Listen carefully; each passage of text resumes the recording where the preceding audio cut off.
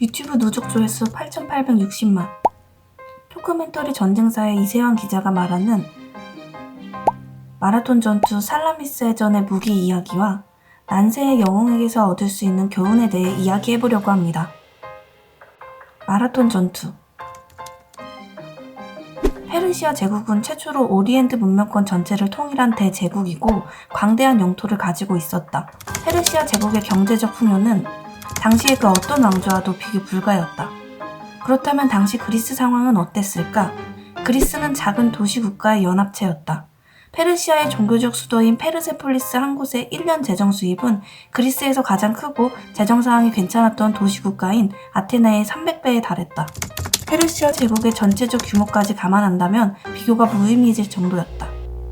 여기서 잠깐 마라톤 전투에서 페르시아와 그리스의 전력을 비교해보면 아테네군은 중장보병으로 구성되어 있었는데 당시 기병은 없었으며 활은 비겁한 무기라는 인식이 강해 좀처럼 사용하지 않았다.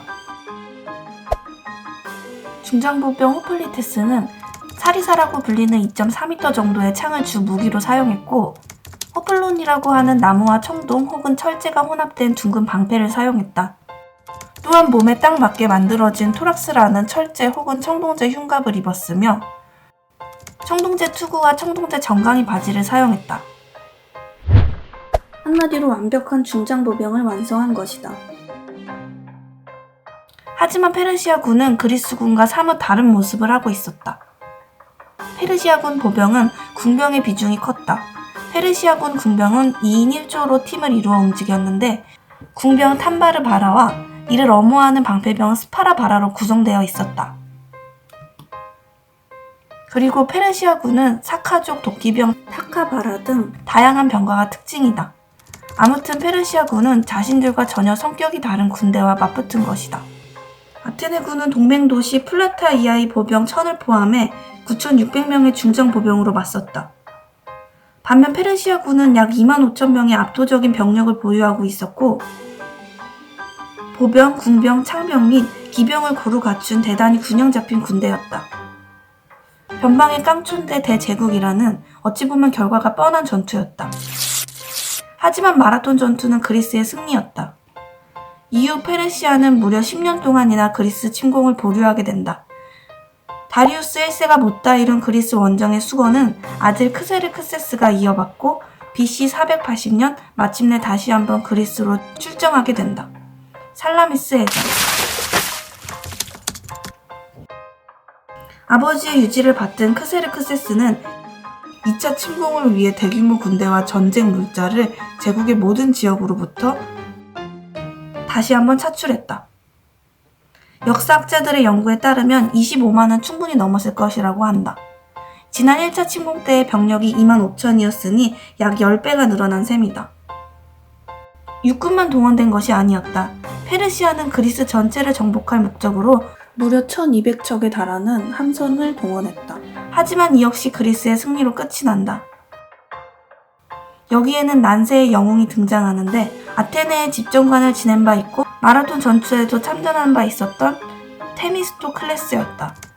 그는 마라톤 전투 후 모두가 의기양양하게 환호하고 있을 때 홀로 깊은 고민에 빠졌다. 만약에 우리가 마라톤에서 이기지 못했다면? 그리고 제때에 아테네로 돌아오지 못했다면? 이런 질문을 스스로에게 하며 페르시아군이 그리스 본토에 상륙하기 전에 막아야 하고 그러기 위해서는 해군을 양성해야 한다는 결론을 내렸다. 하지만 해군을 양성하려면 막대한 자금이 필요했다. 막대한 자금을 조달할 수 없었던 아테네는 테미스토클레스의 주장을 묵살했다. 그런데 BC 483년 광산에서 풍부한 광맥이 새로 발견되고 때마침 테미스토클레스의 정적이었던 인물이 정치적 스캔들로 추방되자 해군 강화론이 힘을 얻기 시작했다.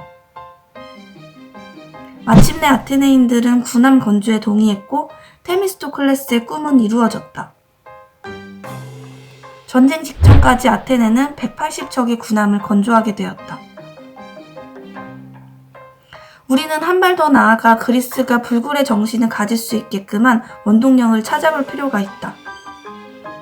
그것은 바로 현실을 냉정히 판단하고 미래에 대한 건전한 해안을 가진 리더의 존재와 판단이다.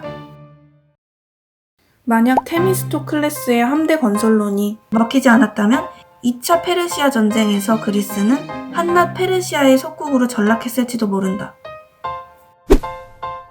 위기의 순간에 냉철한 판단을 할 줄 아는 리더의 존재는 모든 시대에 요구되지만 항상 그런 리더가 존재했던 것은 아니다.